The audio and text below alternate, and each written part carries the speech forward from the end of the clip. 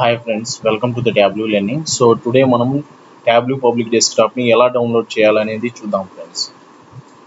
So first of all web బ్రౌజర్లో public.tableau.com అని చెప్పి సెర్చ్ చేయాలి ఫ్రెండ్స్. ఇలా సెర్చ్ చేస్తే మనకి ఈ విధంగా Tableau Public అనేది ఓపెన్ అవుతుంది. ఆటోమేటిక్గా సైన్ అప్ అనేది అడుగుతుంది ఫ్రెండ్స్. నేను ఆల్రెడీ ఇక్కడ సైన్ ఇన్ చేశాను కాబట్టి నాకు అడగటం లేదు.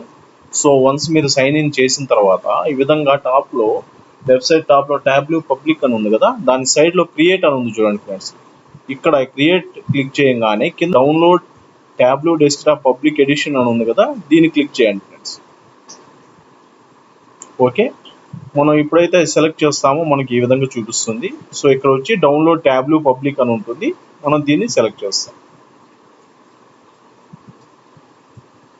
దీన్ని సెలెక్ట్ చేయగానే ఆటోమేటిక్గా Tableau పబ్లిక్ అనేది డౌన్లోడింగ్ స్టార్ట్ అవుతుంది.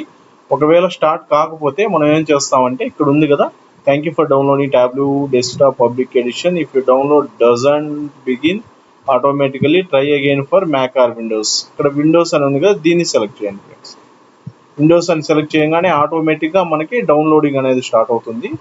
సో ఇది డౌన్లోడ్ అయ్యేదానికి కొంచెం టైం అయితే పడుతుంది. డౌన్లోడ్ అయిన తర్వాత మనం ఇన్స్టాల్ చేసుకొని దాన్ని మనం డెస్క్టాప్గా యూజ్ చేసుకోవచ్చు. That's it friends. Thank you for watching. Thank you.